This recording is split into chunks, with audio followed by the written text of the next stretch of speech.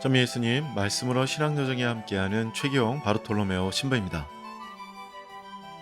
혹시 평소에 칭찬을 자주 하시나요? 칭찬은 고래도 춤추게 한다는 책이 있습니다. 이미 읽으신 분들도 계실 겁니다. 이 책은 칭찬한 힘이 얼마나 효과적이며 긍정적 변화를 가져오는지를 다루고 있습니다.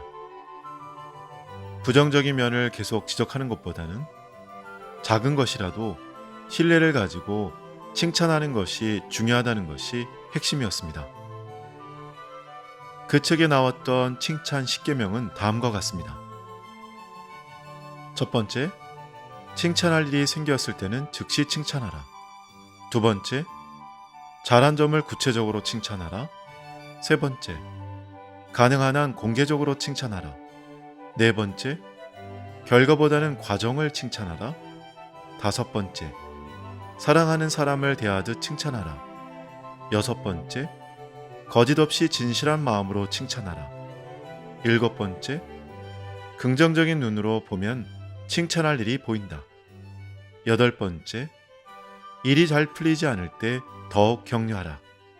아홉 번째, 잘못된 일이 생기면 관심을 다른 방향으로 유도하라. 마지막 열 번째, 가끔 자기 자신을 칭찬하라.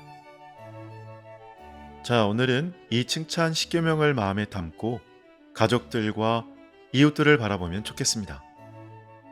즐거운 마음으로 말씀 산책 떠나볼까요? 오늘 우리는 복음사가이며 선교사인 성 마테오 사도를 기념합니다. 그는 유대인들에게 멸시를 당했으나 로마인들에게는 필요한 전문성을 지녔습니다. 그가 세리였기 때문입니다. 세금을 내는 것을 좋아하는 사람은 없습니다.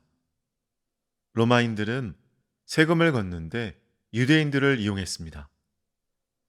또한 세리들은 성전세를 거두었는데 이것은 그들이 로마인들과 성전 사제들을 위해 일을 했다는 것을 의미합니다. 어쨌든 세리들은 같은 동포들에게 반역자로 멸시를 당했습니다. 그 결과 그들은 사교적인 행사에서 다른 사람들과 잘 어울리지 않았습니다. 마테오가 예수님의 부르심을 받았을 때 그는 주님과 경멸을 당하는 이 전문가 집단 사이에 다리가 되었습니다. 예수님께 붙었던 비난의 딱지 하나는 그분이 세리들과 식사를 하였다는 것입니다. 우리의 과거가 멍해가 될 필요는 없습니다. 이것은 다른 사람들과 이야기를 나눌 때 아무도 할 수 없는 방법으로 예수님에 관해 이야기를 나누는 기회를 제공할 수 있습니다. 만일 우리가 알코올이나 게임 중독과 같은 문제를 가지고 있었다면 우리는 개인적인 방법으로 그 문제를 가지고 있는 사람들과 연결될 수 있습니다. 만일 우리가 사랑하는 이를 잃고서 고통을 받고 있다면 고통당하고 있는 다른 이들에게 그들이 이해할 수 있는 방법으로 주님을 알려줄 수 있습니다. 우리의 과거 죄들과 비극들은 다른 이들을 주님께로 연결해주는 다리가 될 수 있습니다. 마테오 복음은 유대 전통과 그리스도 안에서의 성취 사이에 일종의 연속성의 산물입니다. 그는 반복적으로 유대 예언들의 성취이신 예수 그리스도의 구체적인 삶과 고통을 언급하고 있습니다. 마테오는 그의 동료 유대인들에게 예수님께서는 율법의 완성임을 보여주려고 했습니다. 마테오 복음은 가장 유대적인 복음입니다. 아마도 마테오는 오늘날 우리가 주님에 대한 더 깊은 이해를 위해 유대교적인 영성의 뿌리를 회복하도록 도울 수 있습니다.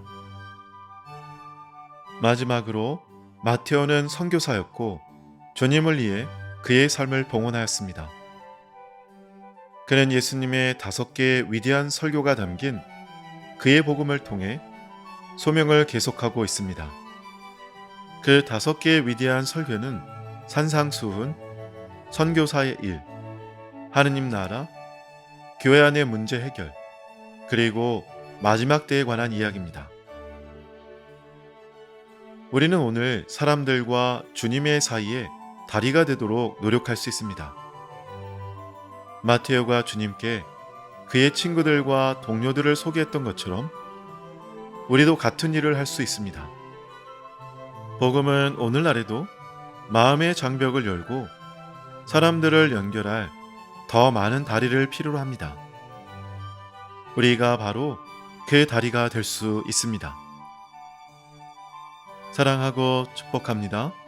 좋아요와 구독은 사랑이고 전교입니다. 감사합니다.